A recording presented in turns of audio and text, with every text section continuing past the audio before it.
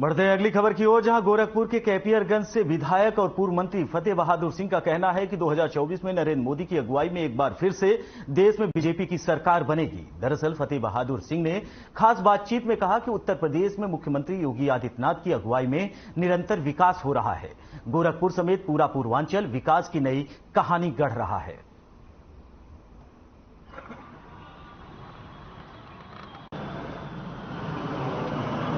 नमस्कार, मैं शेखर त्रिवेदी। राजनीति में कुछ चेहरे ऐसे होते हैं जिनकी पकड़ और उनका काम उन्हें कुछ इस तरीके का व्यक्तित्व दे देता है कि वो अजेय की श्रेणी में हो जाते हैं। ऐसे ही उत्तर प्रदेश के एक विधायक हैं जो पूर्व मंत्री भी हैं, कैंपियरगंज गोरखपुर से फतेह बहादुर जी हमारे साथ में हैं। फतेह बहादुर जी, बहुत स्वागत है आपका साधना प्लस पर।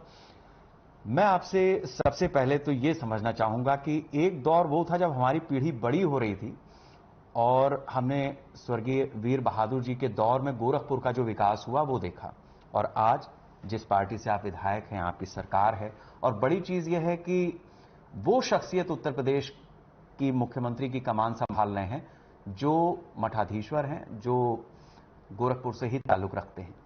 तो आप ये विकास की जो गाथा लिखी जा रही है, इसे कैसे देख रहे हैं?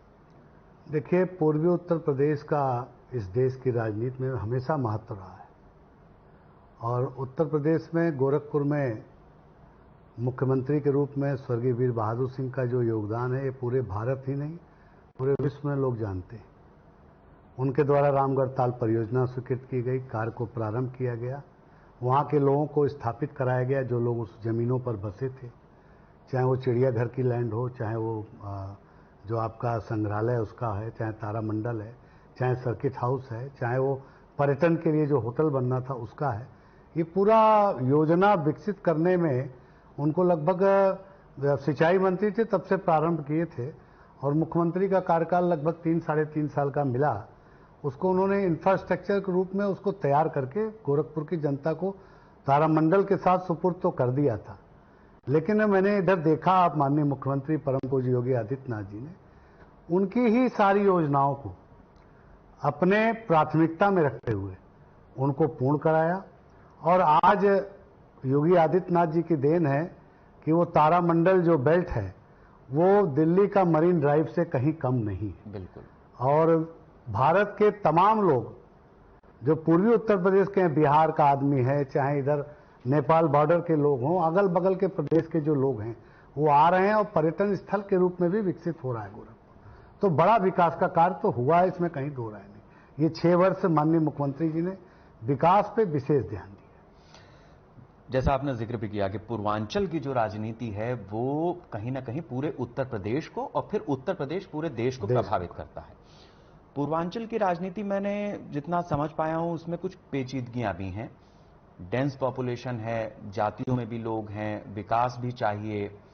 तो ऐसे में जिस तरीके से आप अजेय बने हुए हैं लगातार और दशक पे दशक होते जा रहे हैं, काम तो खैर आपका जो है सो है ही, लेकिन इसके पीछे और क्या क्या वजह है? क्योंकि इस बीच में सरकारें अलग अलग तरीके की रही। देखिए, जातिगत समीकरण जो आग लगी हुई है, हर पार्टी जातिवार नेताओं को ढूंढ रही है, ये तो आप भी समझ रहे हैं। और सत्ता में भागीदारी भी जातिगत गणना के आधार पर मिल रहा है। मेरा ये मानना है कि अगर व्यक्ति अपने क्षेत्र, अपने लोगों में अपनी मौजूदगी और उनके सुख दुख में और हर चीज में बना रहे, तो उसे किसी चेहरे की आवश्यकता नहीं। आपका व्यक्तिगत चेहरा उस जनता के बीच में ही सारी मजबूती आपको दे देता है। और मैंने ये आभास किया है कि पूरे देश में जो भी स्थिति हो जातिगत, मेरे विधानसभा में जातिगत कभी बात आई नहीं। मेरे विधानसभा में मेरी जात का मुश्किल से 1500 के अंदर वोट होगा। सब ज्यादातर वोट पिछड़ी वर्ग के लोगों का है, और मैंने ज्यादातर कार्य जब मैंने प्रारंभ किया तो पिछड़ों को के उत्थान के लिए किया, और आज हमारे यहाँ के पिछड़ों का उत्थान बड़े पैमाने पर हुआ। हमारे स्वर्गीय पिताजी जब थे, लगभग 10,000 नौकरी उन्होंने देने का काम किया। मैं भी जब वन मंत्री बना तो जैसा जिसकी भागीदारी थी मेरे विधानसभा में, उसे मैंने नौकरी में समायोजित किया। उस समय अलग था जब मंत्रियों के अधिकार होते थे, मंत्री अपने लोगों को ऑबलाइज कर सकते थे। आज वो स्थिति नहीं है। आज मुझे नहीं लगता कोई मंत्री सीधे नौकरी दे सकता है। वो जमाने अलग थे, आज का जमाना अलग है। लेकिन जनता विश्वास में जीती है और उसको ये विश्वास है कि जब भी मुझे कोई जिम्मेदारी पार्टी देगी तो मैं उसमें उनकी भागीदारी जरूर सुनिश्चित करूंगा, उनके गुणवत्ता के आधार पर, उनके मेरिट के आधार पर। तो जनता की एक उम्मीद हमारे प्रति रहती है, उस उम्मीद पर मैं कायम रहूं, ईश्वर से यही मनाता हूं और इसी में लगा रहता हूं। इसमें कोई दो राय नहीं है कि फतेह बहादुर जी की जो शख्सियत है, ये गोरखपुर की जनता और खासतौर से उत्तर प्रदेश में राजनीति करने वाले बेहतर जानते हैं कि एक बार जीतने में ही छींकें आ जाती हैं, लेकिन 6-6, 7-7 बार जीतना और जनता के बीच में जब आपकी जाति का वोटर ना हो और जहां जातीय समीकरण ही सबसे बड़ी चुनौती हो, इसमें तो ऐसा लगता है कि फिर सबका साथ सबका विकास आपका भी फार्मूला और आपकी पार्टी का बिल्कुल मिल गया है। मैं इसी पे चला हूं और ये सिद्ध हो गया, पार्टी ने भी सिद्ध कर दिया। तो ये देखिए, वैचारिक अंतर अगर किसी जगह पर कभी किसी दौर में राजनीति में होता, ये हो बावजूद इसके ऐसी स्थिति होती है कि अगर आप दिल से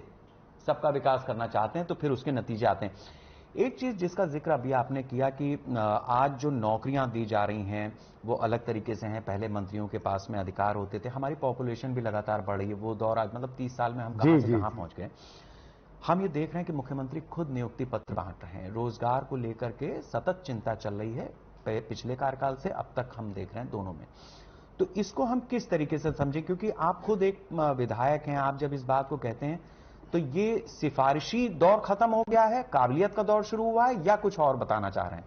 नहीं, मैं ये नहीं कह रहा हूं। मैंने तभी कहा ना, गुणवत्ता के आधार पर, मेरिट के आधार पर। मेरिट के आधार मेरे जमाने में भी था।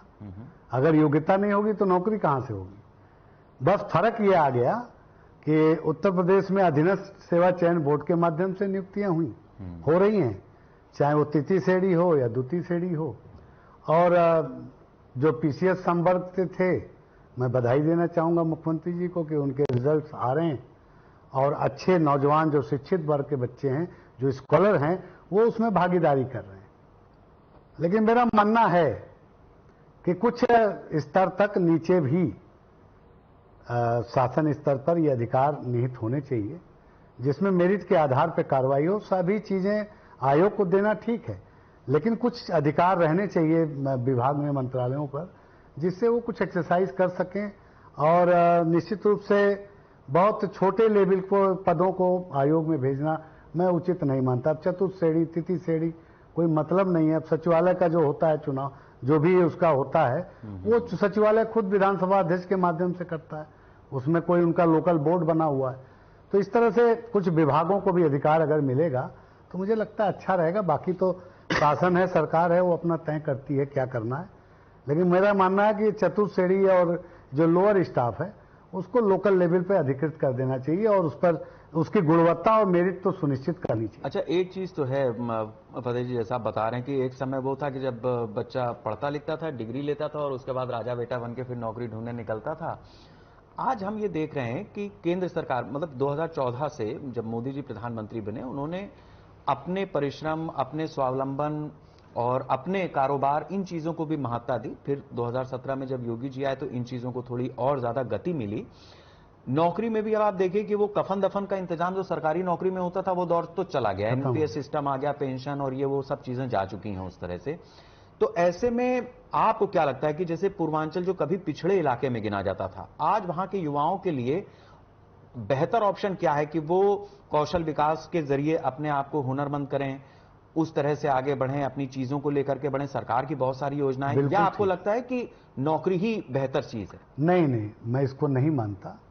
कौशल विकास के माध्यम से भी कार्य होना चाहिए। रोजगार का एक रास्ता नहीं है कि खाली सरकारी नौकरी हो। पब्लिक प्राइवेट पार्टनरशिप में सरकार बहुत से एमओयू कर रही है। उस एमओयूज में ये शर्तें हैं कि स्थानीय लोगों की भागीदारी आप रखेंगे, तो ये भी एक रोजगार का अवसर सरकार प्रदान कर रही है एमओयू के माध्यम से। चाहे वो नोएडा में हो, ग्रेटर नोएडा में हो, गीडा में हो, उस एमओयू में है कि लोकल लोगों को आप एडजस्ट करेंगे। पहले ये था जमीनें जिनकी जाती थी उनको फैक्ट्री वाले लगा देते थे। उसी तरह की शर्तें अब हमारे यहाँ फर्टिलाइजर है, all India institute of medical science है, इसमें रोजगार लग रहे हैं लोगों के और आसानी से लग रहे हैं। तो कोई कठिनाई हमें रोजगार के प्रति अब नहीं दिख रही। अच्छा, और एक समस्या जो गोरखपुर में या पूर्वांचल में हमेशा से रही और बिहार तक जाती थी, दिमागी बुखार की, इस सरकार में इस पर भी बहुत काम हुआ। और वो परसेंटेज जब हम लोग कैमरा लगा करके और बाकायदा मेडिकल कॉलेज में ही डेरा डाले रहते थे, वो दौर शायद बीते दिनों की बात हुई। बहुत मैनेजमेंट इसमें परम पूज्य योगी आदित्यनाथ जी जो हमारे मुख्यमंत्री, करिश्मा कर दिया उन्होंने। जो इंसेफ्लाइटिस की वजह से हजारों बच्चे मरते थे, आज गोरखपुर पूरे बेल्ट में जीरो है रिपोर्ट। मेडिकल कॉलेज में पेशेंट नहीं है। तो ये तो बधाई के पात्र उत्तर प्रदेश के यशस्वी मुख्यमंत्री हैं, जिनकी जो दृढ़ संकल्पता थी, जो पहले जब एमपी थे तब भी इस पर वो लगे रहते थे। ये इसका परिणाम है कि ये योगी जी को जाता है पूरी तरीके से कि बहुत सी सरकारें आई और चली गई, लेकिन इस तरह से इस पर रोकथाम लगाने का काम जो योगी जी ने किया, ये संभव नहीं था। इसके बधाई के पात्र योगी जी हैं, इसमें कहीं कोई दो राय नहीं। और इसी तरह से जो और है, काला ज्वर है और तरह की बीमारियां जो हैं, इन पर भी नियंत्रण करते हैं। और स्वच्छता पे योगी जी का पूरा निर्देश रहता है। गोरखपुर बेल्ट जो पहले था वो आज नहीं है। बस हमारे यहाँ जो मेजर समस्या मुझे गोरखपुर में दिखती है, और मैं कहता भी हूँ बच्चों के माध्यम से भी, कि जो सीवर जो जहां नहीं है गोरखपुर में, वहां सीवरेज की व्यवस्था हो जाए। तो मुख्यमंत्री जी ने आगे उसको योजना में रखा है। जिस दिन सीवरेज हो जाएगा गोरखपुर, पूरे गोरखपुर में, तो ये जो मच्छर जो बढ़ रहे हैं उस बेल्ट में लगभग समाप्त हो जाएंगे, क्योंकि वो सीवर जो वहां है नहीं। तो सीवर ना होने से जो गंदा पानी है लैट्रिन का, वो नालों में बह जाता है, और नालों में फिर कीड़े पैदा होते हैं, उससे मच्छर काफी बढ़ जाते हैं। तो इस पर सरकार काम अगर करेगी तो बहुत अच्छा रहेगा। और मैंने नगर आयुक्त को भी कहा था एक दिन कि ये प्रोजेक्ट लें, जो पुरानी मलिन बस्तियां हैं उनको और उन चीजों को, इनको सबको सीवरेज से जोड़ दें। तो सरकार इस पर लगी हुई है, और मुझे लगता है कि 1-2 सालों में इस पर हम लोगों को पॉजिटिव रिपोर्ट मिल जाएगी। हाँ, क्योंकि मैं लखनऊ में भी देखता हूँ, या चुनाव के समय जब जी, गोरखपुर जी, गया जी। तो सड़कों का और चौड़ीकरण वो सब ठीक है। वो बहुत बढ़िया चल रहा था। लेकिन इस तरीके की दिक्कत थी, बीच में पानी बरस गया एक दिन। तो ये मुझे लगता है कि चरणबद्ध तरीके से आगे बढ़े। चरणबद्ध, क्योंकि भारत सरकार जो एड देती है वो चरणबद्ध में ही देती है, तो उस अनुसार राज्य सरकारें पैसा खर्च करती है। तो बजट में जितना प्रोविजन है इस साल हो जाएगा, अगले साल और बड़ा प्रोजेक्ट जाएगा। तो हमें लगता है कि 1-2 सालों में, मैंने जैसा आपसे कहा, पूरा कंप्लीट हो जाएगा गोरखपुर का। अच्छा, एक चीज और भी है, आप देखिए कि प्रधानमंत्री नरेंद्र मोदी गुजरात से ताल्लुक रखते हैं। पहली बार तो उन्होंने वडोदरा से, मतलब 2 जगह से चुनाव लड़ा, लेकिन दोबारा 19 वाले चुनाव में तो सीधे वाराणसी से ही उन्होंने लड़ा। और शायद वो पूर्वांचल की राजनीति ही होगी जिसकी वजह से उन्होंने इस चीज को समझा और चुना। अभी गोरखपुर से आगे बढ़ें और पूरे पूर्वांचल की हम बात करें, तो उसमें डेवलपमेंट की चीजों को आप किस तरीके से देख रहे हैं? देखिए, आप यहीं से महाराजगंज चले जाइए, उस सड़क पहले बहुत खराब कंडीशन में थी। महाराजगंज की कनेक्टिविटी महाराज जी ने जोड़ी, सिद्धार्थनगर की कनेक्टिविटी जोड़ी, कुशीनगर की जुड़ गई, और पूर्वांचल एक्सप्रेसवे आपको मिल गया। इतना बड़ा प्रोजेक्ट योगी जी ने दिया है। तो बड़े बड़े पूरी पूर्वांचल का विकास हो रहा है। आप दिल्ली चले जाइए गोरखपुर से बैठ करके, आप बंबई चले जाइए, आपको ट्रेनों की सुविधाएं, पहले फ्लाइट नहीं थी गोरखपुर में, एक फ्लाइट थी, अब 8-8, 10-10 फ्लाइट है। वेटिंग है गोरखपुर जैसे शहर में, बंबई की 3 फ्लाइट है। कभी लोग लखनऊ आकर के, दिल्ली आकर के फ्लाइट से जाते थे। तो ये सरकार, उत्तर प्रदेश की सरकार और मोदी जी की देन है, जो इतनी सारी फ्लाइट की कनेक्टिविटी इस गोरखपुर से जुड़ी। कुशीनगर में इंटरनेशनल बन गया फ्लाइट आने जाने के लिए। तो तमाम प्रयास इस सरकार में हुए हैं। और अब मुझे जो लगता है, औद्योगिक गलियारा जो बनने जा रहा है गोरखपुर में, कॉरिडोर, इंडस्ट्रियल कॉरिडोर जो गीडा के बगल में, हाईवे के अगल बगल बनने जा रहा है, वो एक रेवोल्यूशन होगा और विश्वास लोगों में जुड़ रहा है।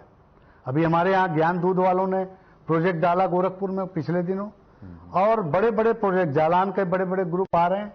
तो मुझे ऐसा लगता है कि इंडस्ट्रीज को भरोसा हो गया है कि लॉ एंड ऑर्डर मेंटेन है, और ये जो सरकार है मोदी जी की और योगी जी की, ये सरकार हमको पूरी सुरक्षा देगी। और उनके अंदर विश्वास हुआ। मैं भी उद्योग मंत्री रहा हूं। मैं कलकत्ता, बंबई, दिल्ली जाके बैठ के करता था उद्योगपतियों के साथ। कहते थे साहब गोरखपुर कैसे आए, क्या करें, माहौल नहीं है।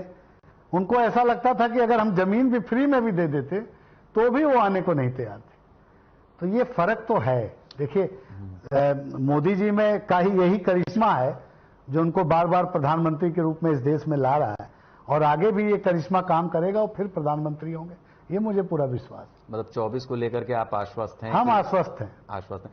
लेकिन जो विपक्षी दल हैं वो कभी INDIA करके इंडिया बताते हैं, बिल्कुल, और कभी कहते हैं कि अभी हम देख रहे थे कि अखिलेश यादव तो वार्निंग दे रहे हैं कि कांग्रेस अभी नहीं तो कभी नहीं। अच्छा, पूर्वांचल ऐसा तो नहीं है भाई, नेताजी के समय पे एक गढ़ तो रहा ही है वो, तो इसको आज के परिप्रेक्ष्य में कैसे लें, क्योंकि ताकत तो विपक्षी लगा रहे हैं। देखिए इंडिया का गठबंधन ऐसा नहीं है कि हम उसको बहुत कमजोर मान लें। गठबंधन अच्छा गठबंधन, लेकिन वोट तो अब बिल्कुल साफ हो गया है। जनता मोदी जी को चुनने जा रही, गठबंधन को नहीं चुनेगी। वो मोदी जी का चेहरा देख रही है। माइनस मोदी जी कुछ नहीं है हमारे यहां। मोदी जी है तो सब मुमकिन है, और उसमें कारण है।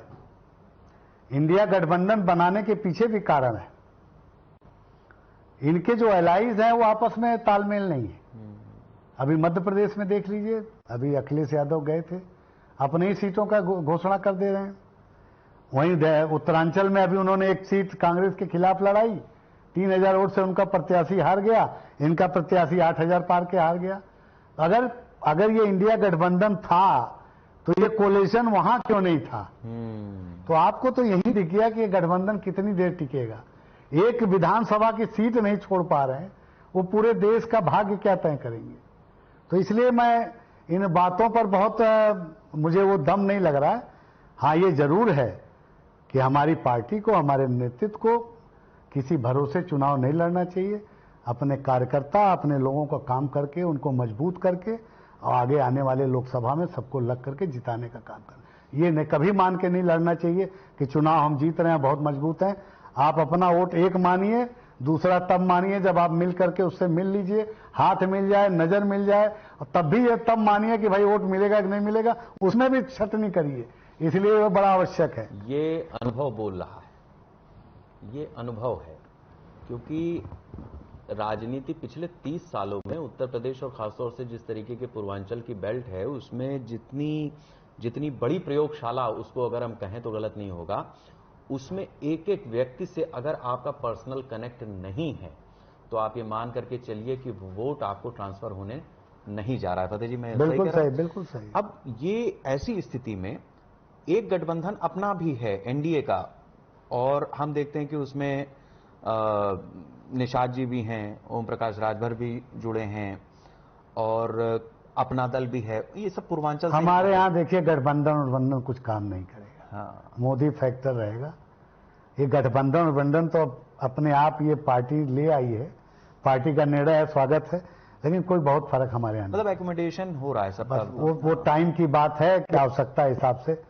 हमारा लक्ष्य है मोदी जी प्रधानमंत्री हों, और ये गठबंधन तो आते जाते रहते हैं, इनका कोई बहुत मतलब नहीं है। पूर्वी उत्तर प्रदेश में मोदी जी और योगी जी का ही करिश्मा चलेगा, बाकी ये गठबंधन का हमारे लिए कोई महत्व नहीं। अब की बार 80 सीटों का लक्ष्य है बीजेपी का उत्तर प्रदेश में, पूरी की मैं बहुत तो नहीं जानता, मैं अपनी 7, 8, 10 सीटें जो मेरे अगल बगल है, जहां मैंने काम किया है, उन 8, 9 सीटों का मेरे पास जो जहां असर है, जहां मैं कह करके कुछ डाइवर्ट कर सकता हूं, वहां पार्टी के लिए करूंगा। बाकियों के बारे में मैं कुछ कह नहीं सकता, क्योंकि वो पार्टी ही जानेगी। वहां सब जगह पॉजिटिव रहेगा। दावेदारी आपकी मांगते हैं, मांगना तो हक है, मांगना तो हक है। ये भी एक चीज है। आप राजनीति में हो, या बच्चा अगर भूख लगी है रोए ना तो मां दूध भी नहीं पिलाती, राजनीति भी इसी तरीके की है। लेकिन शायद बीजेपी में ये दौर, ये चीज बदली है कि अगर टिकट मिला तो ठीक, नहीं मिला तो फिर आदमी थोड़ा सा मनमुटाव हो, मतलब नाराजगी होती है, लेकिन फिर वो जुट जाता है। ये और पार्टियों में भी है, या आप लोगों ने डेवलप किया है इस चीज को? ये देखिए, पार्टी नेतृत्व ने बड़ा अच्छा काम किया है, बधाई देना चाहूंगा नेतृत्व को। जहां पर सीटों का समझौता हुआ, जिन कैंडिडेटों को बिठाया गया, उन्हें चाहे राज्यसभा चाहे विधान परिषद में भेज करके एक मैसेज दे दिया पार्टी ने कि चलो तुम एमपी नहीं हो पाए, हमने राज्यसभा भेज दिया, तुमको एमएलए नहीं लड़ा पाए, हम चलो एमएलसी बना दिए। अब कार्यकर्ता त्याग करने को तैयार है, चलो भाई आज त्याग करेंगे, कल हमें इसका फल मिलेगा। तो ये डेवलप तो पार्टी में हो गया है, एक विश्वास पैदा हो गया। तो इसलिए हमारे यहाँ इस पर कोई कठिनाई नहीं। अब वापस उसी चीज पे आते हैं कि 24 का चुनाव है। सड़क, बिजली, पानी, ऐसे अलग अलग तरीके की चीजें रहती हैं। कुछ नगर निगम के अंडर आती हैं, कुछ उत्तर प्रदेश सरकार के अंडर में आएंगी। लेकिन जब देश का चुनाव होता है, सामने चूंकि देश का चुनाव है, तो लक्ष्य भी बड़े हो जाते हैं। पूर्वांचल की जनता इस बात को कितना बेहतर समझ पाई है? क्योंकि 14 में मोदी जी को चुनने का मतलब यही था कि शायद उसने ये पैमाना सेट किया कि हम दूर की सोच रहे हैं। देखिए, मोदी जी बनारस से सांसद भी हैं और देश के प्रधानमंत्री भी हैं। विकास को जनता देख रही है, पूर्वी उत्तर प्रदेश की जनता को। और ये जो राशन दे रहे हैं, आप देखिए पाकिस्तान की हालत क्या है, खाने को नहीं। एक प्रधानमंत्री मुफ्त राशन आपके घर तक भेज रहा है। आज की स्थिति यह है कि गांव में काम करने वाले नहीं मिल रहे हैं, मुफ्त का राशन है, आराम से अपना घर में मौज कर रहे हैं। जनता प्रसन्न है, ठीक है। एक ये रहा कि उनको राशन घर घर पहुंच रहा है। वो तो मोदी जी को छोड़ के कहीं जाने वाले नहीं। मोदी जी ने जो राशन दे दिया, जो गरीब महिलाएं थी, जिनको उनके बड़े बच्चे जो बड़े हो गए, जो घर से निकाल करके झोपड़ी में डाल देते थे, अगर आज वो चावल उबाल के, दाल उबाल, सब्जी बना के खा ले रही, तो ये मोदी जी की देन है। और देश का कोई नेता इस काम को कर नहीं पाता। तो ये बहुत बड़ा काम कर रहा है फील्ड में। हमें कुछ नहीं कहना है, हम कहते देखो राशन मिल रहा है, हाँ भैया मोदी जी दे रहे हैं, हमारा काम हो गया। हमें बहुत ज्यादा बात करने की आवश्यकता नहीं। वो ये कह रही है। नहीं, केवल इतना ही नहीं है। उज्ज्वला योजना जब शुरू गैस का भी तो वो देखिए आप पूर्वांचल से ही, मतलब बलिया में महिला को पहला कनेक्शन दिया गया। बिल्कुल। तो ये चीजें ऐसी हैं जो बता रही हैं कि शायद पूर्वांचल का जो विकास है वो 14 ऑनवर्ड्स, 17, 19 और 22, ये आपकी पार्टी जिस तरीके से आगे बढ़ा रही है, तो ये एक अजय श्रेणी में चीजें जा रही। और फिर जो किसानों की आय दुगनी की बात थी, एमएसपी भी बढ़ा है और धान क्रय केंद्र और गेहूं क्रय केंद्र भी बढ़े हैं। तो तमाम कार्य जो मोदी जी चाहते थे कि किसान की आय दुगनी करें, वो हो रहा है। श्री अन्न पे योगी जी ने बड़ा ध्यान दिया। मिलेट्स ईयर कर दिया इसको, 2023 को मिलेट्स ईयर घोषित कर दिया। तो इसलिए बहुत बड़ा काम इस देश में हो रहा है जो कभी किसी ने सोचा नहीं। अच्छा, एक चीज है फतेह बहादुर जी की, एक समय ऐसा था जो गन्ना उत्पादन है अपने यहाँ, पूर्वांचल उत्तर प्रदेश का शुगर बाउल था। फिर समय बदला, बहुत सारी फैक्ट्रियां थी वो बंद हुई उधर, और क्या कहते हैं, पश्चिम थोड़ा सा उस मामले में, गन्ने के मामले में डेवलप हो गया। अभी पूर्वांचल से, मतलब पश्चिम से लेके पूरब तक योगी जी की सरकार में बहुत सारा काम हुआ है। हम एक बार फिर उन्नयन पर हैं। गन्ना किसानों के भुगतान में भी, चीनी उत्पादन में भी बहुत तेज भुगतान हो रहा है। लेकिन मैं जब गया गोरखपुर तो एक थोड़ी सी लोगों में ये बात थी कि भैया वो अभी जो मामला जैसा था वैसा नहीं हो पाया है। तो कैसे सरकार प्रयास करिए, आप लोग कैसे उसको? देखिए, जो अभी पिपराइज की मिल का आधुनिकीकरण हुआ है, उसकी कैपेसिटी काफी बढ़ गई है। लेकिन किसानों में अभी हमें विश्वास पैदा करना पड़ेगा। मेरे पास गन्ना विभाग भी रहा है। पहले रिकवरी था उस शुगर मिल का 6.8, आज है 10.1, जो मुझे मालूम है। जी जी। मतलब 1 कुंटल गन्ने में 6, 6.5, 7 किलो चीनी निकलती थी। आज 1 कुंटल गन्ने से 10.1 ग्राम चीनी निकल रही। तो एक अपने आप में ये फायदा हुआ, नेशनल लॉस रुका, ये राष्ट्रीय क्षति थी। एक तो ये रुका। दूसरा, अब किसानों को तौल केंद्र बढ़ा करके, कांटा लगा करके, उनको उनके खेत के पास जब सुविधा हम देंगे, जैसे प्राइवेट मिलें करती हैं, ये केन कमिश्नर को करना चाहिए कि ज्यादा से ज्यादा क्रय केंद्र और गन्ने की पौध के उपलब्धता। अगर गन्ने की पौध उपलब्धता, कोई नर्सरी, कोई प्रॉपर शोध केंद्र इस पर गोरखपुर बेल्ट में कहीं बन जाए, जिससे सस्ते दर पे पौध गन्ने की मिल जाए। तो गन्ने की 2, 2.5, 3 इंच, 4 इंच की रहती है, वो उसी में से अंकुरित होकर के निकलता है वो। और आजकल जो आया वो टेस्ट ट्यूब वाला आ गया है, उसमें पौध तैयार होती है। 2 प्रणाली से गन्ने का रोपण होता है। एक तो गन्ने की कटिंग करके उसमें जब अंकुर आते हैं उसी को सीधा लगा देते हैं। दूसरा टेस्ट ट्यूब के हिसाब से। टेस्ट ट्यूब वाला जल्दी अर्ली वैरायटी है। तो जब तक इन चीजों की उपलब्धता हम नहीं करेंगे, तब तक हमारा ये वायबिलिटी जो मिलों का है उसको मीट आउट नहीं कर पाएंगे। अब पता चला कि हमने मिल तो मान लीजिए कर लिया, लेकिन अगर गन्ना किसान लगा ही नहीं रहा है तो गन्ना महाराजगंज का, सिद्धार्थनगर का लोडिंग अनलोडिंग वो बड़ा खर्चा बढ़ जाता है, तो मिलों पर भार पड़ता है। तो इसलिए मैंने सुझाव भी दिया था और मैं आगे भी दूंगा कि इस तरह की चीजों को पहले बढ़ाया जाए, जिससे किसानों में एक प्रोत्साहन हो। और वो प्रोत्साहन तभी होगा जब शिविर लगेंगे, गन्ना विभाग के द्वारा आयोजन किए जाएंगे। इस पर भी अब काम करना पड़ेगा, जो मैं समझ रहा हूं। बिल्कुल। और जितना मैं आपके बारे में जान पाया हूं, थोड़ा बहुत रिसर्च से और थोड़ा बहुत आपके कामकाज को देख करके, आपके अंदर एक खास बात है कि लोगों को बड़ा मोटिवेट करते आए हैं इस तरह से कि चीजों को लेकर के आगे बढ़ो, मैं तुम्हारे साथ हूं जी। तो इन चीजों का इंपैक्ट, चूंकि इस समय लगातार सरकार है और कॉन्फिडेंट है कि हम पूर्ण बहुमत से हैं, मतलब वो आधा तीतर आधा बटेर तो है नहीं, तो लोगों के भीतर आप क्या परिवर्तन देख रहे हैं, चाहे आपके क्षेत्र के हों या आपके संपर्क में जिन्हें आपने आगे बढ़ाया है? देखिए, लोग फोरम पे बातों को कर रहे हैं, लेकिन किसान तो अपने काम में व्यस्त रहता है, वो कोई चर्चा बहुत नहीं कर। असली वोटर आपके पास आएगा ही नहीं, जो आपको वोट देता है मेरे ख्याल से मिला भी नहीं होगा। आप चले जाते हैं तो वो आपके उसमें आ जाता है, आपको सहयोग कर देता है। जो लिमिटेड एक काकस हुआ करता है चौराहों का, चट्टी चौराहे पे चर्चा वाले, वो तो पॉजिटिव बात कर रहे हैं और यही हम लोगों के लिए सफलता है, और बाकी यह है क्या।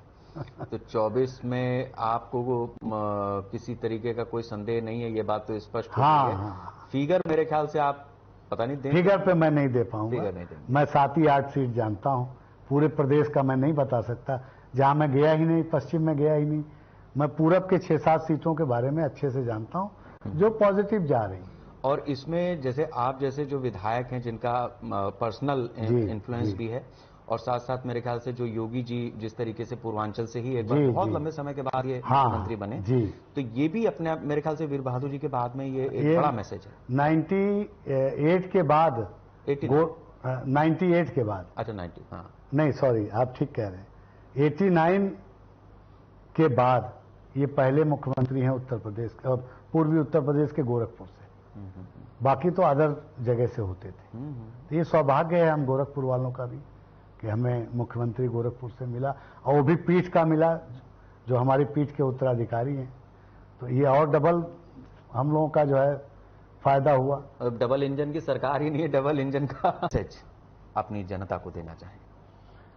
देखिए, पूर्वी उत्तर प्रदेश के लोग पूरी तरह से सबका साथ सबका विकास का नारा लेके चल रहे हैं, और मैंने देखा है जिलों में जो समस्याएं हैं छोटी मोटी, उनको स्थानीय संगठन और सब लोग मिलकर के काम कर रहे हैं।